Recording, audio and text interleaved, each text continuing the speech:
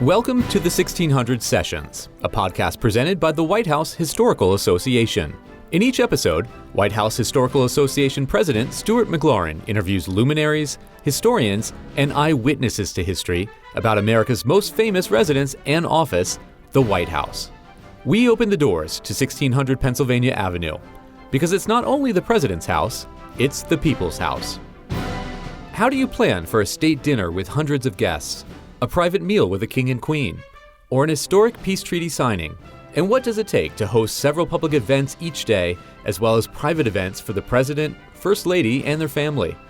In this episode, we'll be talking about a crucial role at the White House, the job of social secretary. There's a surprise in every event, and as social secretary, we check place cards when it's a seated dinner to see who's shown up and who hasn't shown up. I went over and, oh my goodness, the Speaker of the House of Representatives isn't there. I get on the phone, he goes, "Hey Ann, what's up?" I'm like, "Mr. Speaker, we're in the middle of us getting ready for a state dinner. You and your wife are supposed to be here." He goes, "It's tomorrow night." I'm like, "No, it's not tomorrow night, it's tonight. It's starting in 20 minutes. White House Historical Association President Stuart McLaurin interviews Social Secretaries Ann Stock and Amy Zantzinger for a behind-the-scenes look at planning events in one of the busiest and most visible houses in the world. We're once again sharing this podcast from the White House Historical Association offices on historic Lafayette Square across the street from the White House. In our last episode, we talked about the stonemasons and the workers who built the White House.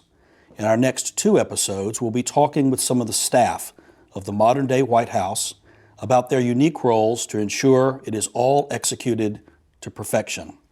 And we're actually going to talk today about what I view as the very best job in the White House. We'll be talking about the role of the White House Social Secretary, which is like the conductor of an orchestra that manages and oversees, executes events of all sizes and shapes that involve the President and the First Lady, and sometimes on just a few days' notice.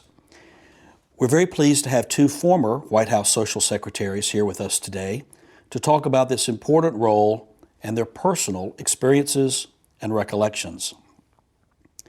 Ann Stock served as Social Secretary and Deputy Assistant to President Bill Clinton from 1993 to 1997.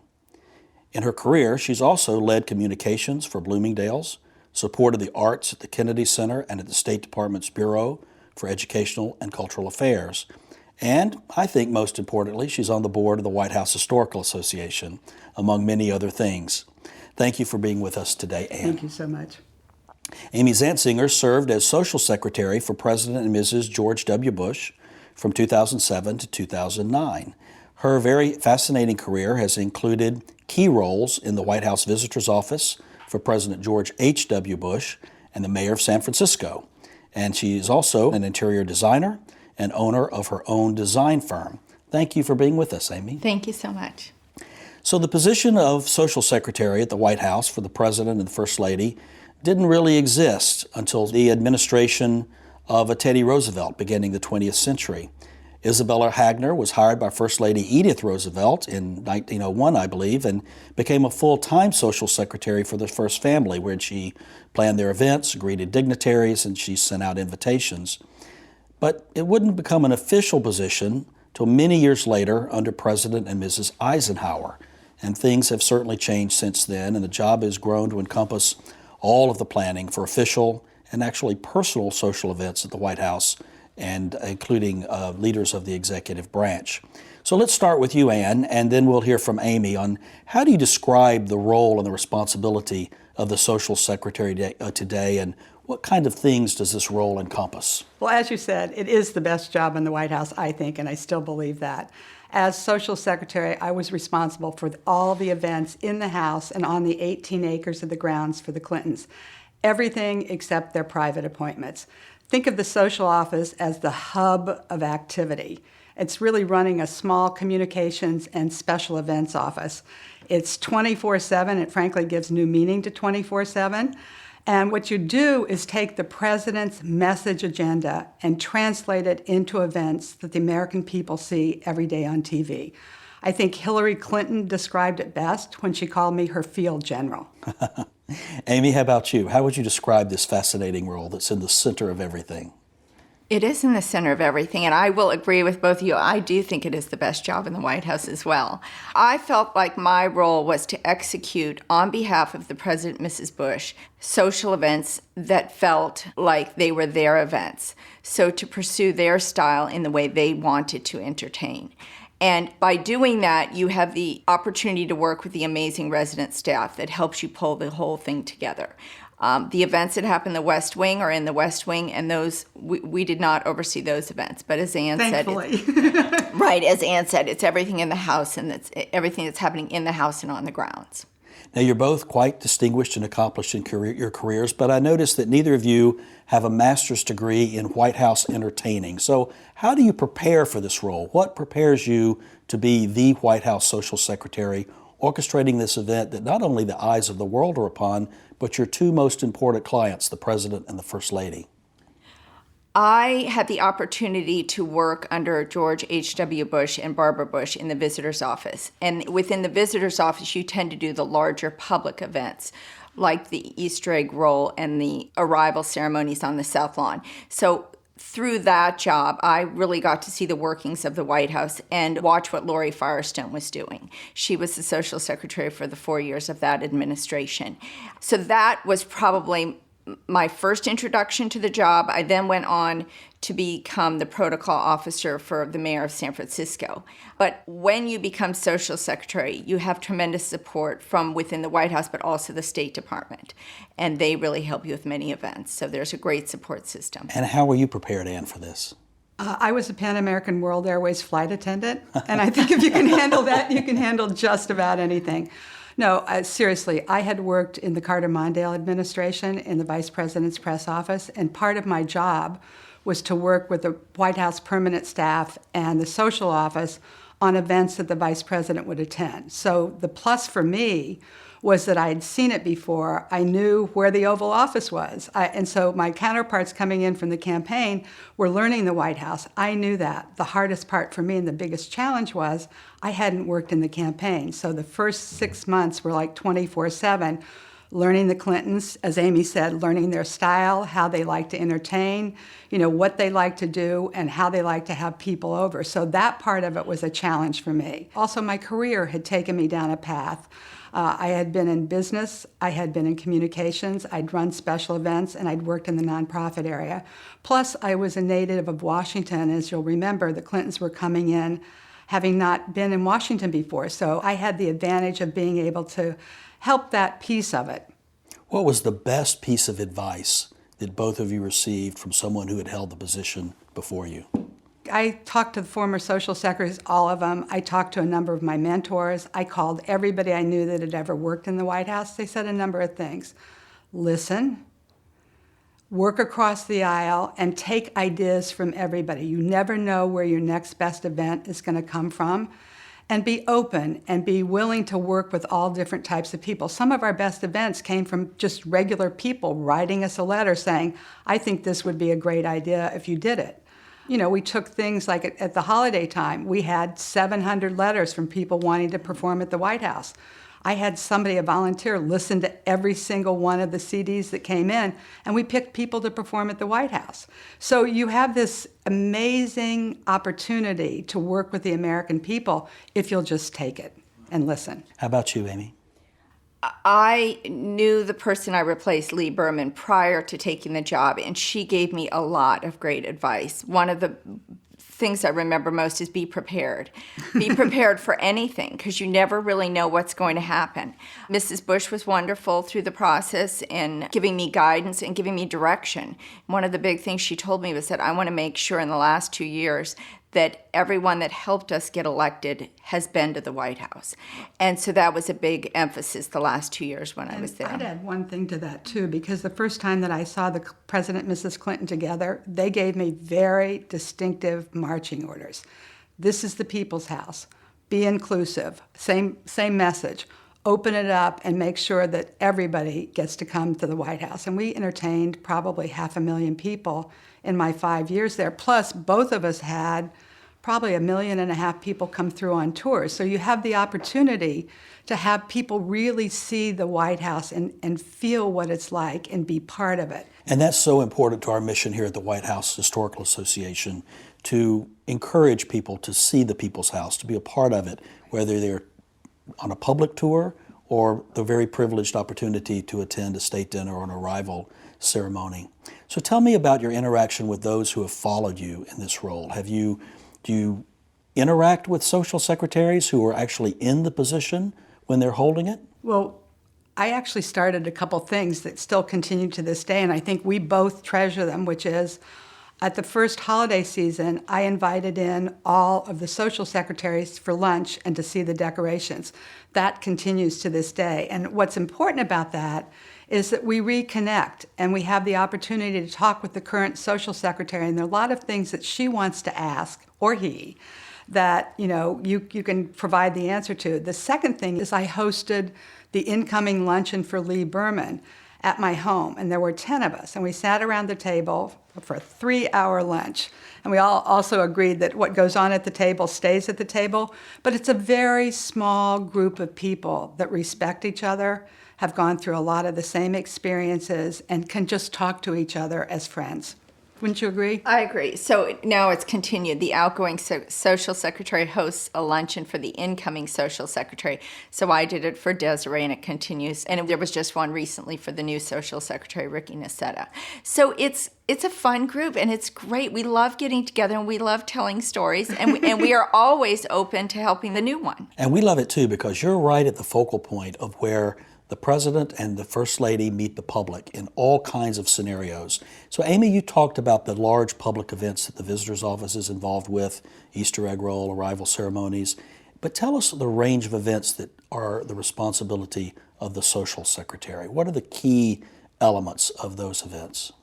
Well, I think when people think of the social secretary, they think they plan state dinners. And the reality is that is one of the major things that we do, but it's just one piece to the puzzle. So there are state dinners, there are events with public liaison that include celebrating Black History Month and Cinco de Mayo. There are private dinners. The President and Mrs. Bush started T-ball games on the South Lawn, movie screenings for military families in the movie theater. There's a wide spectrum of what you're doing. So it's 1 minute you could be talking about a white tie dinner for the Queen, and the next minute you're talking about T-ball on the South Lawn with softball players. So it's extremely varied in what you're working on. Ann? Well, it's almost overwhelming because the Clintons love to entertain. So we did 1 to 5 events a day. And as I said, entertained 500,000 people. But there are also like press conferences, bill signings, swearing-ins. I mean, we did the swearing in for Justice Ginsburg, Justice Breyer, and Louis Freeh when he became head of the FBI.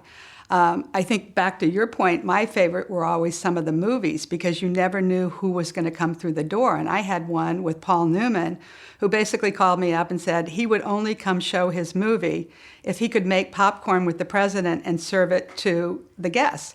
So we had to figure out how to pop popcorn in the pantry off the state dining room so that they could have popcorn. But it's the large to the small. I think another small event that was very meaningful to me was after the Oklahoma City bombing. The president and the First Lady planted a white dogwood tree on the southern knoll. And what was important about that, it was in honor of all the 168 people who had died in the bombing. And they joined the magnolia trees that Andrew Jackson planted that flank either side of the diplomatic reception room. But that was like one of the most meaningful events because it was one of the first big tragic events that had occurred during the Clinton administration. Everybody in the White House was affected, as was the whole nation. So that was, from the large state dinner to the very small. And as Amy said, you never know what's going to happen, and sometimes often on very short notice. I mean, we did a peace signing, the first peace signing with the famous handshake, and it came together in 4 days with 4,000 people on the South Lawn. And, I distinctly remember, and you have memories like this too, Amy, of me standing there thinking, as I'm about to announce the President of the United States, Yasser Arafat, and Prime Minister Rabin, and I'm thinking, what's a little girl from Attica, Indiana, population 931, standing here, honored to be here? And it gives me chills to this day. But you do those types of events, and every single day, you know you're making history. And it's a very special place to work. You make a very good point. We think about events at the White House as being celebratory occasions or formal occasions, but they're also the deeply poignant and meaningful occasions that can occur on rather short notice when tragic events happen in our country, or the President and the First Lady have to host people that are more of a somber occasion than a ceremonial occasion. I know that you're both very talented and experienced and were terrific in your jobs, but you can't just wave a magic wand and make all of these things happen. Tell me about some of the other relationships in the White House, from the kitchen and the florist to the curator and the chief usher, and people that you work with to bring all of these pieces together, and how you coordinate that. The residence is managed by the chief usher. So the chief usher oversees that staff. And then from there, it's a web of people pulling things together. There are the butlers, and there are the private butlers that actually serve the President and First Lady on a regular basis. And then there are contract butlers that come in when we need additional help for some of the larger events. The White House florist, and I have to say, visiting the White House florist shop is probably one of the best experiences if you ever have the chance to do it, particularly if we're gearing up for a big event. It's an incredibly special place, and they create outrageous arrangements. The White House chef, under Chris Comerford, who was the chef when I was there, there's the chief pastry chef, Bill Yosis, who was there when I was there, and they work at the direction of the President and First Lady. And then from there, you go to electricians and plumbers, and in a way, it's its own little city. Well, and then I would add to that, you have to add in the Secret Service and the fact that you work with the West Wing. Establishing an important relationship with the West Wing on the President's side of the House is very important. The Vice President's office, the cabinet secretaries, the American people. When you're putting together an event, you're often working with a group that you have to work very, very closely with. None of it's done alone. It's all done in conjunction with building a very collaborative team that all marches forward together. Sometimes it comes together very, very, very quickly. Again, back to the peace signing. We were doing 4,000 people over a Sabbath with, two groups that were coming together to sign a peace treaty. And not everything was finalized. And so, the cultural barriers and trying to make sure that everything works, everybody does their piece, and it all does come together. I also think there's something about the resident staff that they are yes people. We will get it done, and we will do it to the best of our ability. And I think that is something that is remarkable about that staff. To their credit, they serve the office of the president. So they're totally apolitical, and they do the best job that they can do every single day. And it was an absolute pleasure to work with them because, as Amy said, nothing's impossible, and you try and figure out how to get done what you need to get done in the short amount of time that you might have. I want to add just one more thing. I was there the day that President Bush left the White House and the Obamas came in. And it was very interesting to be with the resident staff that day because it is an incredibly bittersweet day for them. They are very attached to the family that's leaving, and in my case, it was the Bushes. But there's this excitement. We're getting someone new. It's a big day. It's the inauguration. And so it's a very bittersweet moment for the staff when they go through these transitions. But they also are the ones that help the incoming President and First Lady adjust to the White House and find out what the White House is about. Imagine, I still remember the Clintons walking from the reviewing stand up to the White House, and you're entering the House for the first time as President and First Lady, and all of a sudden it's like, whoa, we're moving into a new house, but you happen to be the most powerful family in the United States, arguably in the world. But you're walking in and you're meeting a whole new staff. You're finding out where you're living. You're getting your family adjusted. I think, getting children adjusted. The last 4 presidents have had children.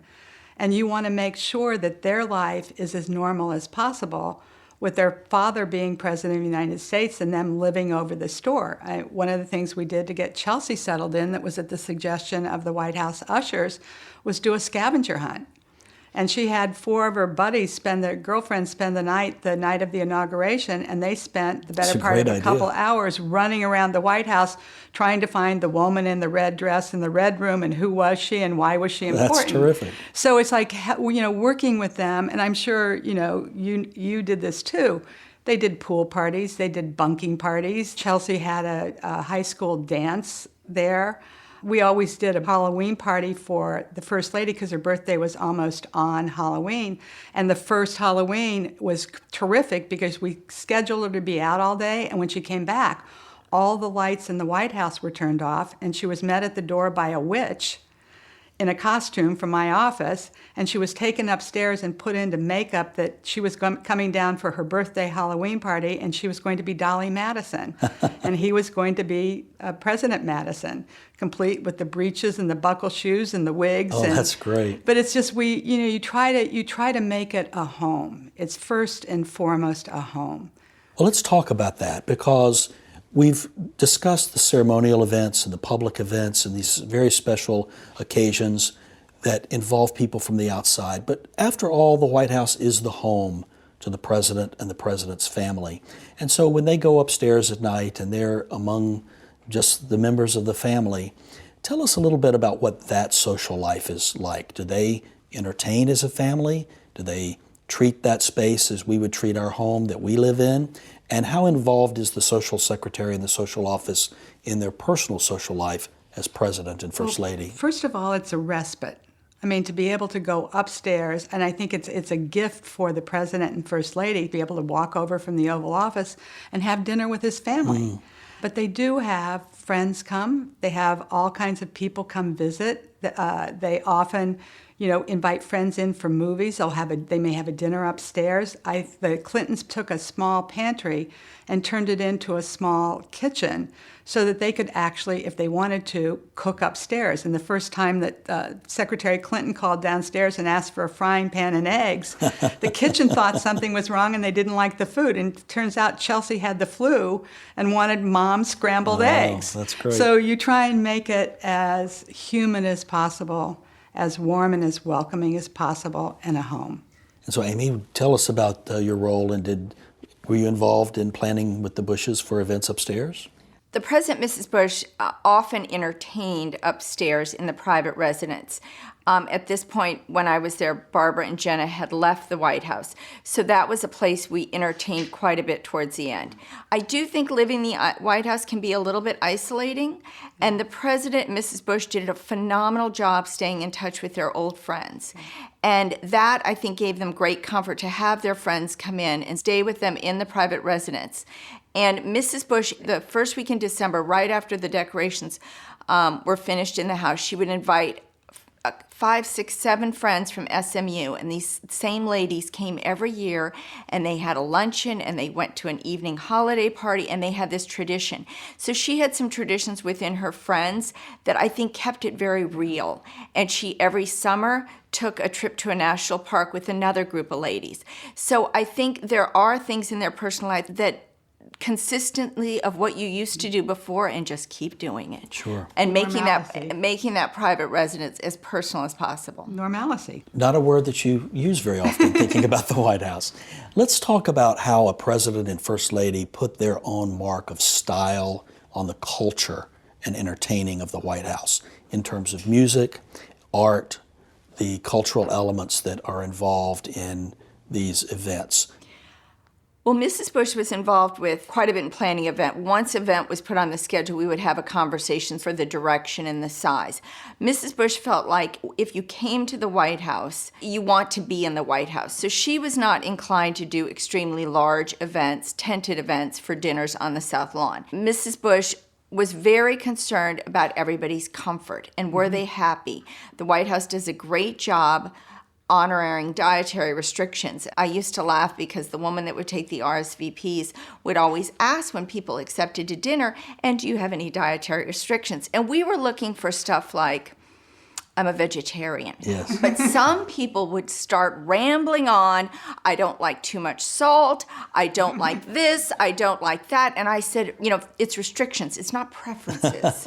There's a big difference. There is a big difference. But she really went out of her way to make sure everybody was comfortable. And I believe it was Lee Berman who started the ticketing process so that there was a period of time where when you walked into the White House, everybody right away went and got in line for the receiving line. That was me. Did you start it, the ticketing? Because the first day after the very first event, the photographer showed up in my office with a stack of photos about 2 feet tall and said, you need to send these out. And I'm like, what? I don't even know who these people are. So did you start the red, white, and blue We start tickets? the red, white, and blue tickets so that when you went through a receiving line, you put your name, your address, your phone number. It was a good way to get a new mailing list. But I think it was also to time people so Right. they weren't Oh, standing in absolutely. line To for stagger the the whole groups as stagger the they groups come. as they come.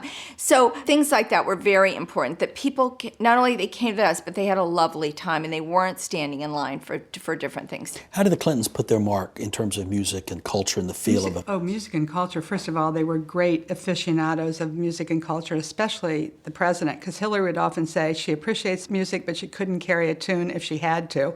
And we often agreed, but not publicly. And I guess I'm agreeing publicly right now.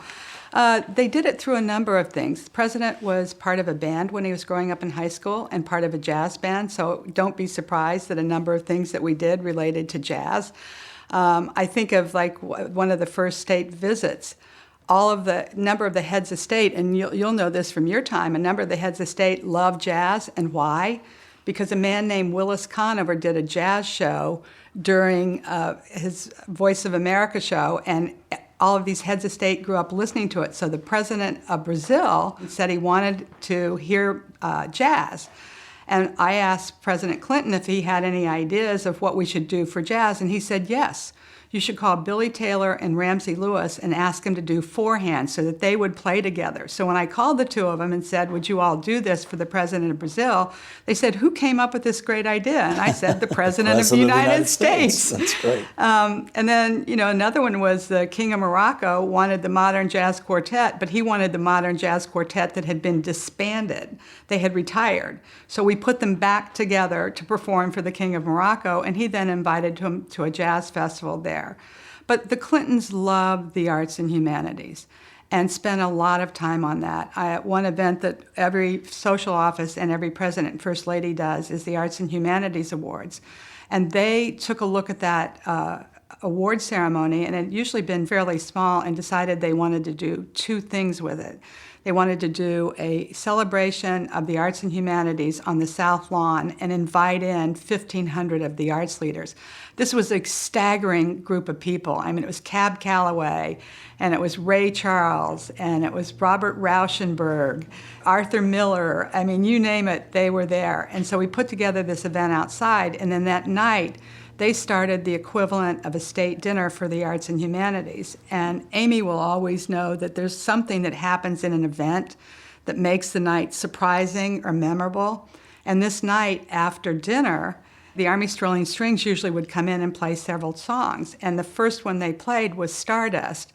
And one of the guests was Leontine Price, who jumped up and started singing, our famous soprano. Everybody was like, whoa, wow, look at this. Well, not to be outdone, one of the awardees was Robert Merrill, and he jumped up at the next one, which is I'll Be Loving You Always, and they all got a standing ovation. But it's like those types of things that happen. And it was just making sure that we put the spotlight on the arts and humanities. A couple other things. I mean, Secretary Clinton started a sculpture garden. And we say, why a sculpture garden in the First Lady's garden? What's the significance of that? And the significance was that the sculpture garden in the First Lady's garden was right as the 1.5 million visitors come into the White House. And she wanted them to learn about our arts. So we did a brochure, and she worked with J. Carter Brown, the head of the National Gallery, to create 8 different sculpture gardens. So it's that type of thing where you have the ability to be very, very creative and bring people together in a way that you might not imagine. You're working for the President and First Lady of the United States. Pretty heady opportunity and responsibility. But you're also seeing these people that from all sectors of life coming through the White House. Who were you most starstruck by when you had the role of social secretary? Well, the person who took me by surprise was the Dalai Lama. I greeted him, and the President, Mrs. Bush, were meeting with him in the private residence, and I greeted him and took him upstairs. And they had a lovely meeting, and on the way out, as he's leaving the back door, the Marine Centrans opened the door for him, as they do, right before he's getting in the car, and he went up and he tickled, as the very serious Marine Centron standing there, he tickled under his chin. He said, "Oh, just give me one little smile." And I say the Dalai Lama because he was so charming, and it was such an unexpected move. So many times people do come to the White House, and they're rather formal, where the Dalai Lama was quite cheery. But that's a hard question to answer. So how about you, Ann? Well, Who were I you would starstruck by? probably have 100 people, but I have one because of the story that it tells about something in the White House. And Walter and Lenore Annenberg received the Medal of the Arts. And when they came to the White House, I greeted them at the north door. And Mr. Annenberg said, could we go into the green room? Because they had donated the beautiful picture that's in the green room. I mean, it's it takes up almost the entire room, and everybody that goes in there stops and stares at it. And Mr. Annenberg went from one side of the room to the other, looked at it, had Mrs. Annenberg, come look at it.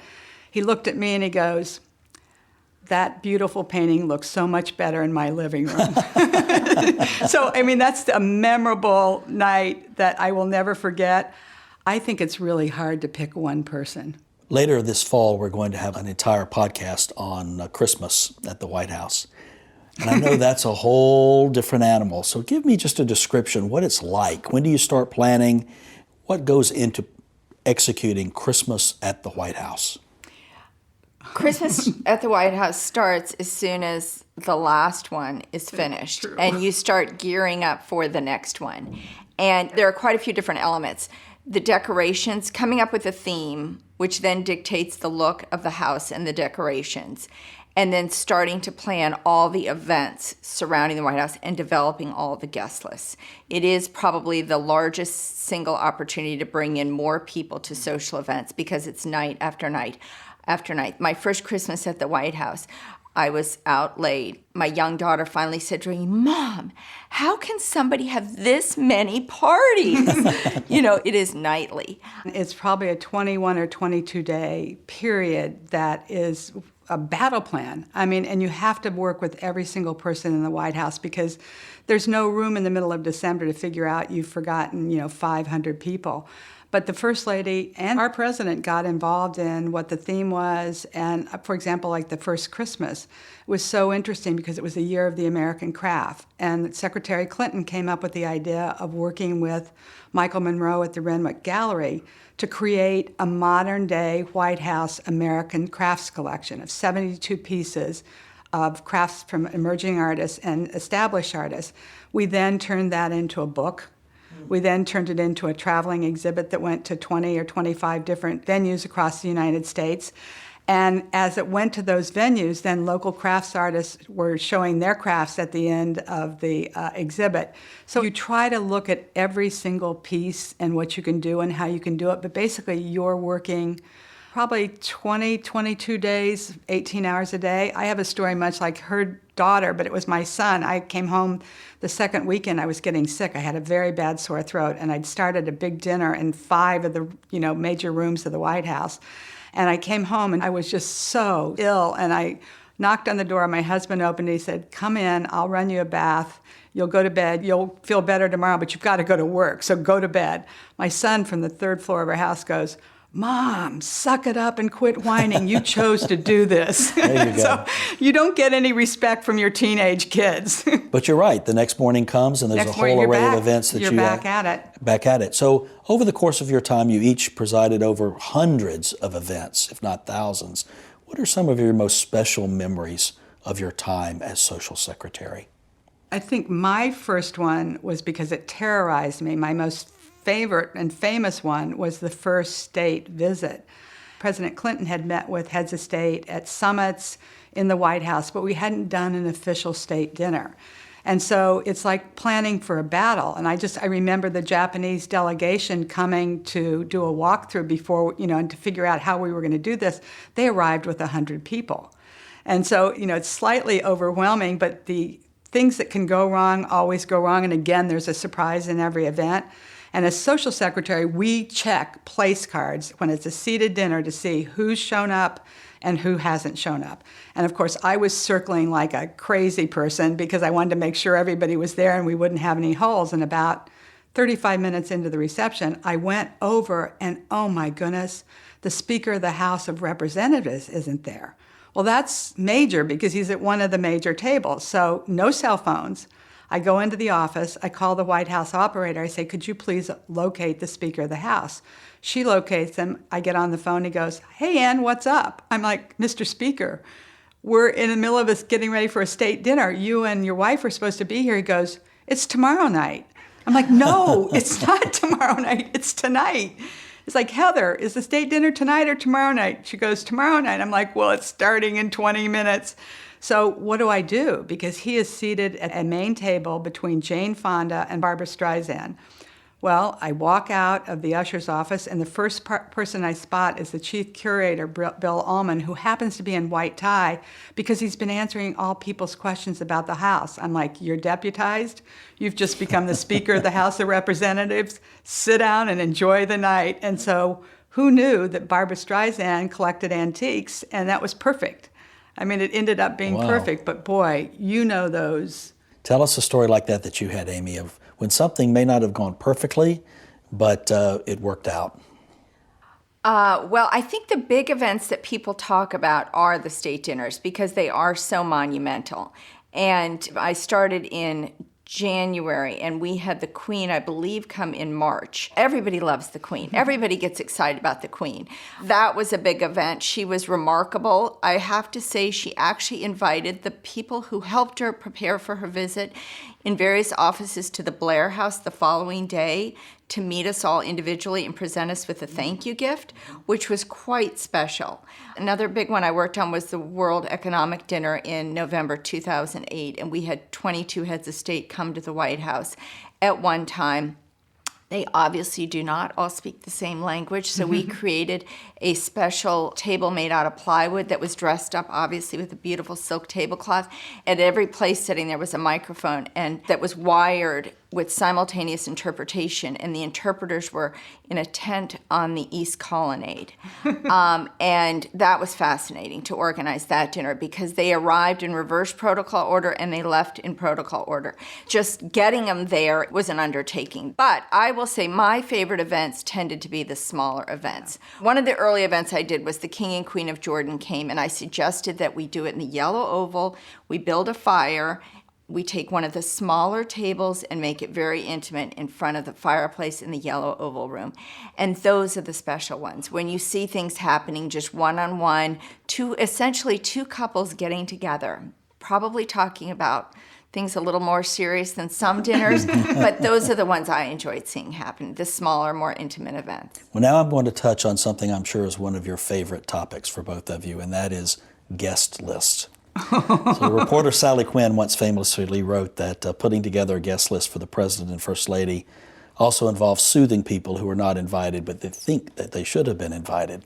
So how do you deal with egos and guest lists and decide who should be invited or not invited and to what event? I don't know about you, Amy, but we created a grid and got suggestions from everybody we could get suggestions from. So let's say we're doing a state dinner for Japan. And you want to make sure that you're exposing the visiting head of state to all different types of people. So you want business people, you want Congress, you want members of the press, you want artists, you want a wide variety of people. And you get suggestions from literally everywhere. Now with the internet, you can Google a lot of people, you can do a lot of searches. You know, who are the famous Japanese artists? And you start with that.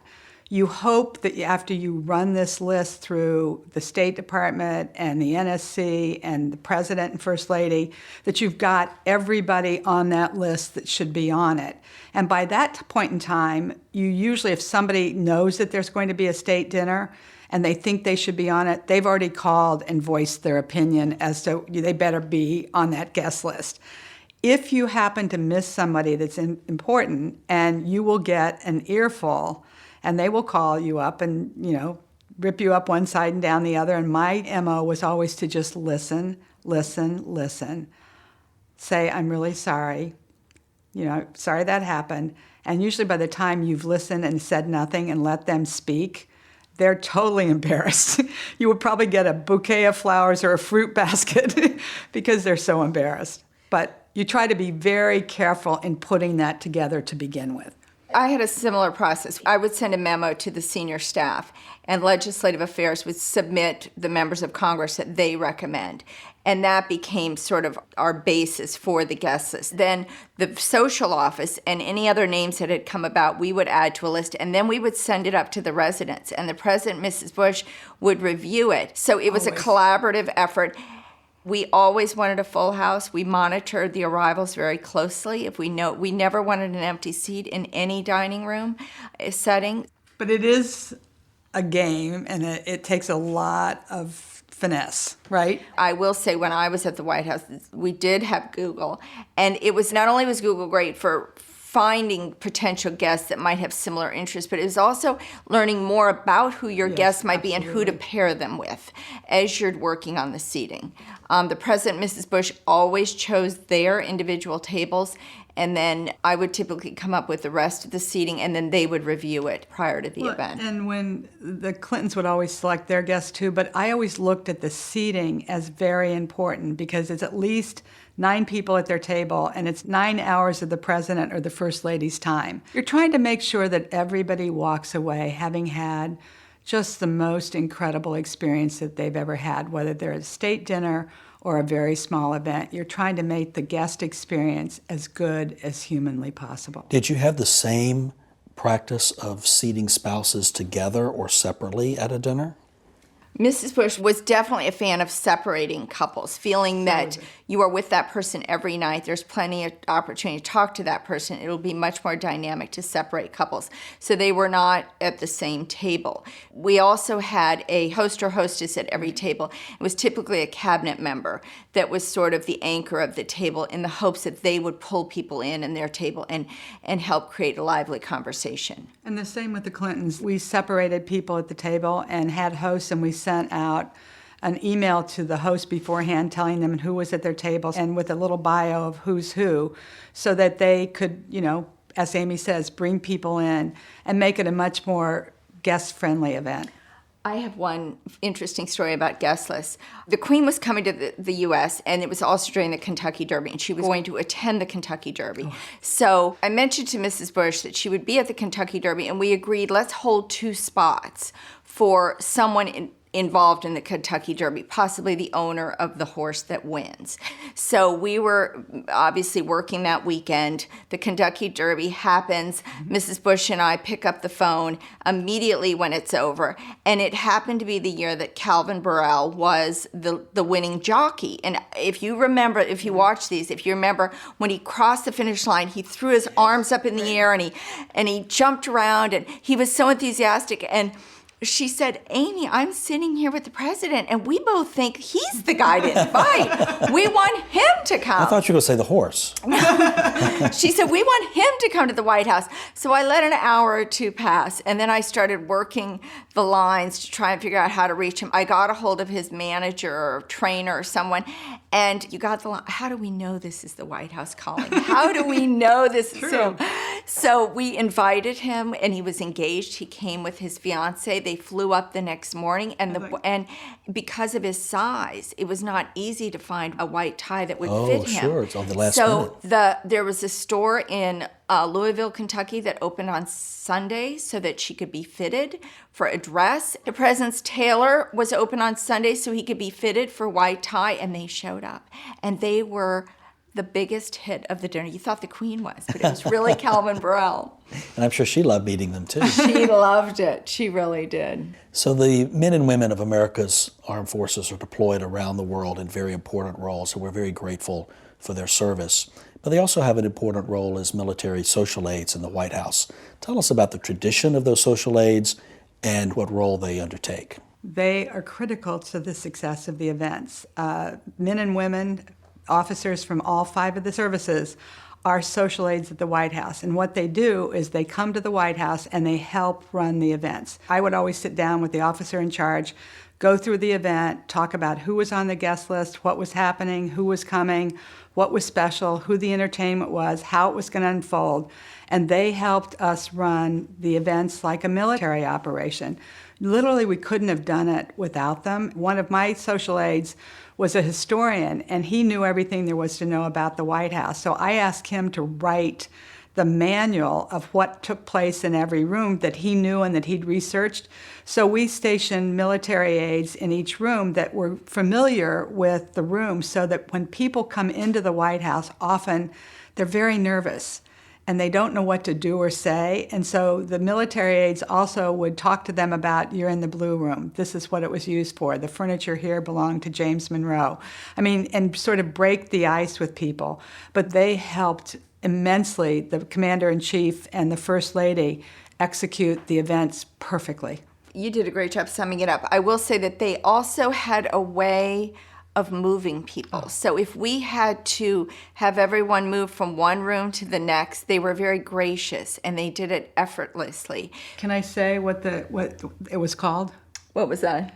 So the term they used was called the chicken walk. So if you're standing talking to somebody and somebody steps into your space, you break your conversation and you start to move. So they would just simply go up and open their arms, step into the space, and people would move.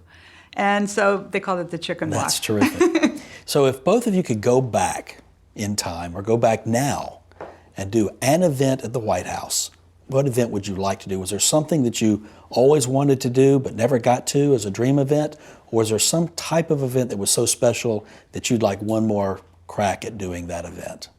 I think one of the things that I would love to do because of what I did after that was a summit of women and girls from around the world, because that was something that both President and Mrs. Clinton were interested in, was empowering women and girls around the world. It's the work that I did at the State Department, and I would love to see a summit of women and girls from around the world put together. That would be a dream event for me. How about you, Amy? Well, that's interesting because that's something I know Mrs. Bush would enjoy doing Right, too. well, We could so do we'll it invite together with all her work with Afghan Let's women. do it together. Let's do it together. Well, because they were both such huge diplomats, and they traveled the world as diplomats. They really did. No, that's Okay, let's true. do it together. That would be amazing. There you go, a partnership. At our White House Visitor Center, which we have here in Washington, which I hope everyone listening to this podcast will visit when they come to Washington, there's a wonderful film that's done in the first-person voices of presidents and first ladies and those who have lived in the White House. And toward the end, there's a wonderful clip of President Clinton. And he talks about the last time he lands on the South Lawn as President of the United States in Marine One. And he looks up at the White House with the same sense of awe as the first time he walked into the White House. When you were walking out of the White House for the last time as Social Secretary, how did you feel about the place and about your job in the role that you had working with your respective presidents and first ladies? The inaugural Congressional Committee comes to the White House the day of the inaugural, and the incoming president is greeted by the outgoing president. There's a coffee, and then they all proceed to the Capitol. So I was probably one of the last remaining political appointees left at the White House, and I remember walking back to my office, and I had one or two more thank you notes to write to the staff that had been so helpful to me during my time there. I wrote those thank you notes, delivered them, and then I went to the East Appointments Gate to get in my car, and Michael Smith, the Obama's decorator, was checking in. And as an interior designer, I definitely recognized him. And it was fascinating, and I've subsequently seen him, and he remembers me leaving. I want to say one other thing, speaking to how gracious the President and Mrs. Bush were. Because of the crowds descending for an inaugural event, they invited Anina McBride, who at the time was Mrs. Bush's chief of staff, and I to spend the night at the White House the night before they left. So we spent the night on the third floor, and that made the whole day much easier because logistically the whole city shuts down. Every time you walk in and you walk out of that building, you do pinch yourself and think this is truly a remarkable place. Well, my last event at the White House was an event for me that was a complete and total surprise to me. So President and Mrs. Clinton and a number of the people on the staff had planned a farewell for me with me as the honored guest. So when I showed up for what I thought was just going to be, cake and cookies, it was the Marine Orchestra was there. I was announced with them into the East Room. My husband was there. All of my friends were there. And it was really extraordinary. I started to cry because I was so overwhelmed with emotion. And both of them spoke and reviewed the 5 years of what had been done. And I remember walking out with Stuart with 2 huge Rolodexes because we did. Stuart, your husband, not me. Stuart is my husband. That's not you, Stuart. My husband's Stuart Stock. 2 huge Rolodexes, and turning around and looking at the White House and thinking, this has been the honor of my lifetime to work here for 9 years. And then you look around and you see all the people peering in the gate from all around the White House and realize it's a symbol of our democracy and the beacon of hope for the world. And I was privileged enough, I get goosebumps right now just thinking about it, to work there for a total of 9 years. It was overwhelming emotionally. Well, thank you both for this very special time to unpack these memories and share those with me and share those with those who are listening, and your very special role in your years in serving the President and First Lady as Social Secretary. It's really been a delight to talk with both of you. So thank you very much. And I'd like to thank our audience for listening. And as always, if you'd like to learn more about the White House and its history, you don't have to wait until our next podcast. You can visit us here in Washington, D.C., or anytime on our website, whitehousehistory.org. Thank you very much. You've been listening to the 1600 Sessions. This podcast is presented by the White House Historical Association and produced by Long Story Short Media. You can subscribe or download new episodes at the1600sessions.org. And please help spread the word by rating us on iTunes or wherever you get your podcasts. You can learn more about the stories of social secretaries and others who've worked in the White House at whitehousehistory.org. Thanks again to Ann Stock and Amy Zanzinger.